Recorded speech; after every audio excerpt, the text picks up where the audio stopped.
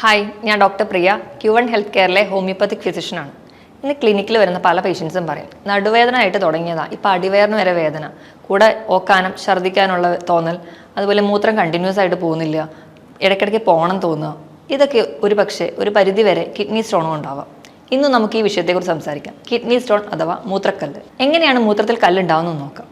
നമ്മൾ കഴിക്കുന്ന ഭക്ഷണത്തിലൂടെ ലവണങ്ങൾ നമ്മുടെ ശരീരത്തിലെത്തുന്നു. ലവണങ്ങൾ എന്ന് പറയുമ്പോൾ കാൽസ്യം, പൊട്ടാസ്യം, സോഡിയം, മഗ്നീഷ്യം തുടങ്ങിയവ.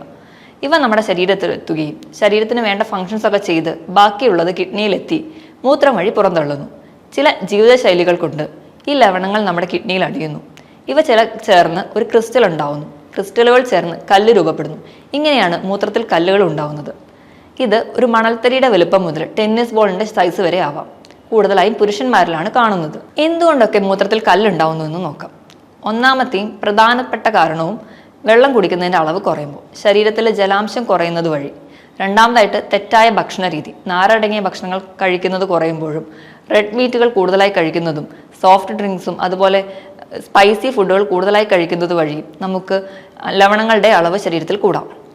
ഇതുപോലെ തന്നെ വ്യായാമക്കുറവ്, അതുവഴി അമിതവണ്ണം ഉണ്ടാവാം. കിടപ്പ് രോഗികളിൽ, ഇടയ്ക്കിടയ്ക്ക് യൂറിനറി ഇൻഫെക്ഷൻ വരുന്നവരിൽ, ചില ഗ്ലാൻഡുകളുടെ പ്രശ്നം കൊണ്ട് വരാം. പാരാതൈറോയ്ഡ് ഗ്ലാൻഡിൻ്റെ പ്രശ്നങ്ങൾ കൊണ്ട് കാണാം.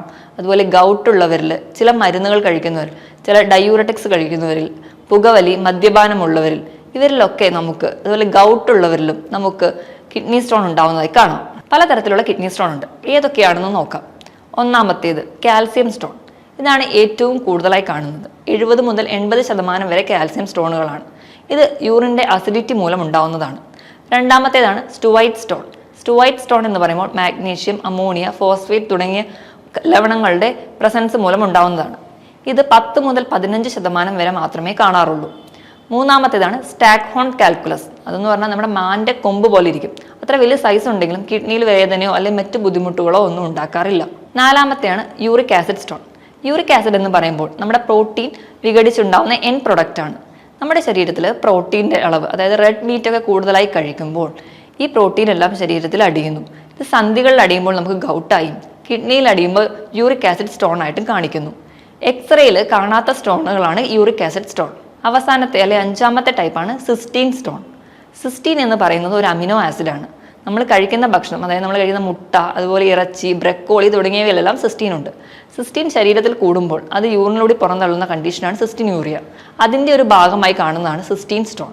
ഇത് വളരെ കുറച്ച് മാത്രമേ കാണാറുള്ളൂ. മൂത്രത്തിൽ കല്ലുണ്ടാകുമ്പോൾ എന്തൊക്കെ ലക്ഷണങ്ങൾ കാണാമെന്ന് നോക്കാം. കല്ല് എവിടെ കാണുന്നു, അതിലെ കല്ലിൻ്റെ ഷേപ്പ്, കല്ലിൻ്റെ സൈസ് അനുസരിച്ച് നമുക്ക് ലക്ഷണങ്ങൾ മാറി മാറി വരാം. ഏറ്റവും പ്രധാനപ്പെട്ടത് വയറുവേദനയാണ്. നടുവിൽ നിന്ന് തുടങ്ങി ഇടുപ്പിലൂടി അടിവയറിലേക്ക് വേദന വരുന്നു. വേദന എന്ന് പറയുമ്പോൾ നമ്മളൊരു കത്തി എടുത്ത് കുത്തി മുറിക്കുന്ന പോലെ ശക്തമായ വേദനയായിരിക്കും. അതികഠിനമായ വേദനയായിട്ടാണ് പേഷ്യൻസ് പറയുന്നത്. ഈ വേദനയോടൊപ്പം ഓക്കാനം, ഛർദ്ദിൽ ഒക്കെ ഉണ്ടാവാറുണ്ട്. അതുപോലെ ഇടയ്ക്കിടയ്ക്ക് മൂത്രം ഒഴിക്കാനുള്ള തോന്നുക, പക്ഷേ മൂത്രം കണ്ടിന്യൂസ് ആയിട്ട് പോകില്ല. ചിലരിൽ രക്തത്തിൻ്റെ അളവ് മൂത്രത്തിൽ കാണാറുണ്ട്. അതോടൊപ്പം ചിലർക്കാണെങ്കിൽ ചെറിയ മണൽത്തരി പോലെ കല്ലുകൾ പുറത്തു പോകാറുമുണ്ട്. അതികഠിനമായ വേദന വരുമ്പോഴത്തേക്കും ആൾക്കാർ ക്ഷീണിക്കുകയും തളർച്ചയും കൂടുതലായി വിയർക്കുന്നതും കാണാം. കിഡ്നി സ്റ്റോൺ ഉള്ളതുകൊണ്ട് എന്തൊക്കെ കോംപ്ലിക്കേഷൻസ് ഉണ്ടാവുമെന്ന് നോക്കാം. കിഡ്നി സ്റ്റോൺ നിന്നിട്ട് അത് പുറന്തള്ളാതിരിക്കുകയാണെങ്കിൽ അത് കിഡ്നിയിൽ യൂറിൻ കംപ്ലീറ്റ് ആയിട്ട് പുറത്തു പോകാതെ നിന്ന് വേറെ ഇൻഫെക്ഷൻസ് ഉണ്ടാവാനുള്ള ചാൻസ് കൂടുതലാണ്. ഇങ്ങനെ ഇൻഫെക്ഷൻസ് ഡെവലപ്പ് ചെയ്ത് കിഡ്നിക്ക് തന്നെ ഡാമേജ് ഉണ്ടാക്കാൻ കാരണമാവുന്നു. ഇനി നമുക്ക് കിഡ്നി സ്റ്റോൺ എങ്ങനെ കണ്ടുപിടിക്കാൻ നോക്കാം. ആദ്യമായിട്ട് ബ്ലഡ് ടെസ്റ്റ് ചെയ്യുകയാണെങ്കിൽ നമ്മുടെ ശരീരത്തിൽ ബ്ലഡിലുള്ള ലവണങ്ങളുടെ അളവൊക്കെ തിരിച്ചറിയാൻ പറ്റും. ഓരോ ലവണങ്ങൾ എത്രയുണ്ടെന്നും അത് നമുക്ക് ഏതെങ്കിലും സ്റ്റോൺ ഉണ്ടാക്കാനുള്ള ടെൻഡൻസി ഉണ്ടോ എന്നും അറിയാം. രണ്ടാമതായിട്ട് യൂറിൻ ടെസ്റ്റ് ചെയ്യുകയാണെങ്കിൽ ഇതുപോലെ തന്നെ ഏതൊക്കെ ലവണങ്ങൾ ഈ മൂത്രത്തിലുണ്ടെന്നും അത് കൂടിയത് കൊണ്ട് നമുക്ക് ഇനി ഏതൊക്കെ സ്റ്റോൺ ഫോം ചെയ്യാം എന്ന് നമുക്ക് തിരിച്ചറിയാൻ പറ്റും. മൂന്നാമതായിട്ട് USS അബ്ഡോമൻ. വയറിൻ്റെ സ്കാൻ അറിയുന്നത് വഴി നമുക്ക് കിഡ്നിയിലെ സ്റ്റോൺ എവിടെയാണ്, അതിൻ്റെ വലുപ്പം എത്രയാണ്, അത് ഇപ്പം എന്തെങ്കിലും ഓർഗനെ ബ്ലോക്ക് ചെയ്യുന്നുണ്ടോ എന്നൊക്കെ തിരിച്ചറിയാം. ഇതിനോടൊപ്പം തന്നെ CT സ്കാൻ ചെയ്യുന്നത് വഴി 3D പിക്ചർ കിട്ടും. കല്ല് എവിടെയാണ്, കല്ല് എന്തെങ്കിലും ബ്ലോക്ക് ഉണ്ടാക്കുന്നുണ്ടോ, കല്ലിൻ്റെ സൈസ് എത്രയാണ് എന്നൊക്കെ, കോംപ്ലിക്കേഷൻസ് ഒക്കെ ഉണ്ടാവാം എന്നൊക്കെ നമുക്ക് തിരിച്ചറിയാം. അതുപോലെ തന്നെ ഇൻട്രാവീനസ് യൂറോഗ്രാം എന്നൊരു ടെസ്റ്റ് ചെയ്യുന്നുണ്ട്. അത് നമ്മുടെ കിഡ്നിയുടെ ഫംഗ്ഷൻ എന്താണ്, എന്തെങ്കിലും കുഴപ്പമുണ്ടോ എന്നൊക്കെ തിരിച്ചറിയാൻ വേണ്ടിയാണ് ചെയ്യുന്നത്. കിഡ്നി സ്റ്റോൺ നമുക്ക് ഈസി ആയിട്ട് എങ്ങനെ മാനേജ് ചെയ്യാമെന്ന് നോക്കാം. ആദ്യം നമുക്ക് ഫുഡിൽ എന്തൊക്കെ മാറ്റം വരുത്തണമെന്ന് നോക്കാം. ഫുഡ് കഴിക്കുമ്പോൾ എല്ലാവരും കിഡ്നി സ്റ്റോൺ ഉണ്ടെന്ന് കേൾക്കുമ്പോഴേ പാലുൽപ്പന്നങ്ങളും പൂർണ്ണമായി നിർത്തും. അത് തെറ്റായ ഒരു ധാരണയാണ്. കാൽസ്യം നമ്മുടെ ശരീരത്തിന് ആവശ്യമാണ്. അതുപോലെ തന്നെ ഓക്സലേറ്റ് കല്ലുകൾ ഫോം ചെയ്താൽ കാൽസ്യമാണ് അത് നീക്കുന്നത്. അതുകൊണ്ട് കാൽസ്യം അല്ല കല്ലായിട്ട് അടിയുന്നത്, പകരം ഓക്സലേറ്റുകളാണ് കല്ല് ഫോം ചെയ്യുന്നത്. ഈ ഓക്സലേറ്റുകളെ നീക്കം ചെയ്യുന്നതാണ് കാൽസ്യം. അതുകൊണ്ട് നമ്മുടെ ശരീരത്തിന് കാൽസ്യം അത്യാവശ്യമാണ്. ഒരിക്കലും കാൽസ്യം അല്ല കല്ലായിട്ട് ഫോം ചെയ്യുന്നതെന്ന് നമ്മൾ ഓർത്തിരിക്കണം. നമ്മുടെ ഭക്ഷണത്തിൽ ഓക്സലേറ്റുകളുടെ അളവ് കുറയ്ക്കണം. ഓക്സലേറ്റുകൾ കാണുന്നത് കടും പച്ച നിറത്തിലുള്ള പച്ചക്കറികളാണ്. മെയിൻലി ഇലക്കറികൾ, അതുപോലെ നട്ട്സ്, നിലക്കടല തുടങ്ങിയവയിലൊക്കെ ഓക്സലേറ്റുകൾ ഉണ്ട്. ഇനി നമ്മൾ യൂറിക് ആസിഡ് കല്ലുകളാണ് കൂടുതലെങ്കിൽ അത് കുറയ്ക്കാൻ വേണ്ടിയിട്ട് റെഡ് മീറ്റ് പൂർണ്ണമായും ഒഴിവാക്കുക. അതിനോടൊപ്പം റെഡ് മീറ്റ് എന്ന് പറയുമ്പോൾ പോത്തിറച്ചി, ആടിറച്ചി, താറാവിറച്ചി ഇത് പൂർണ്ണമായും ഒഴിവാക്കുക. ഇതിനോടൊപ്പം തന്നെ ഈസ്റ്റ് അടങ്ങിയ ഭക്ഷണം, നമ്മുടെ വീട്ടിലുണ്ടാക്കുന്ന വെള്ളയപ്പം, അതുപോലെ ബ്രെഡ്, കേക്ക് തുടങ്ങിയവയിലൊക്കെ ഈസ്റ്റ് ഉണ്ട്, അത് പൂർണ്ണമായും ഒഴിവാക്കുക.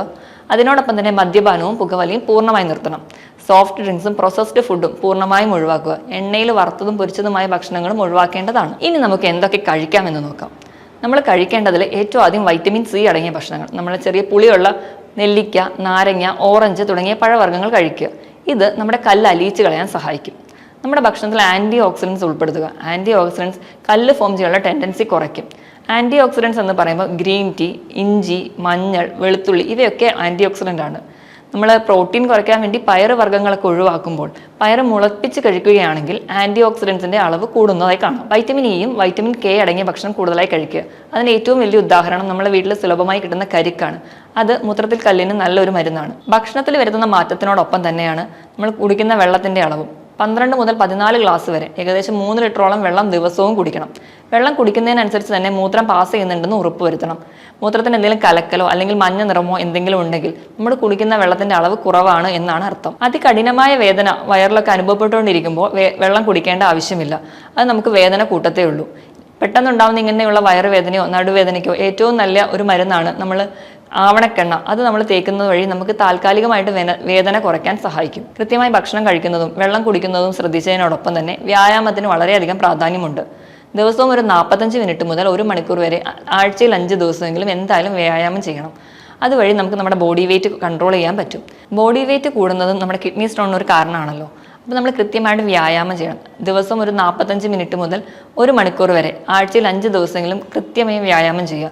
അങ്ങനെ നമ്മുടെ ബോഡി വെയിറ്റ് ഒക്കെ കൺട്രോൾ ചെയ്യുന്നത് വഴി നമുക്ക് ഒരു പരിധി വരെയൊക്കെ കിഡ്നി സ്റ്റോൺ കൺട്രോൾ ചെയ്യാം. ഭക്ഷണം കൃത്യമായി കഴിക്കുന്നത് വഴിയും വെള്ളം കൃത്യമായി കുടിക്കുന്നുണ്ടെന്ന് ഉറപ്പുവരുത്തുന്നതിനോടൊപ്പം കൃത്യമായി വ്യായാമം ചെയ്യുന്നത് വഴി നമുക്ക് കിഡ്നി സ്റ്റോണും അതിൻ്റെ ബുദ്ധിമുട്ടുകളും കൺട്രോൾ ചെയ്യാവുന്നതേ ഉള്ളൂ. ഇതിനോടൊപ്പം ഹോമിയോപ്പതിയിൽ ഫലപ്രദമായ ചികിത്സ ലഭ്യമാണ്. മറ്റൊരു ഹെൽത്ത് ടോപ്പിക്കുമായിട്ട് വീണ്ടും കാണുന്നത് വരെ നന്ദി.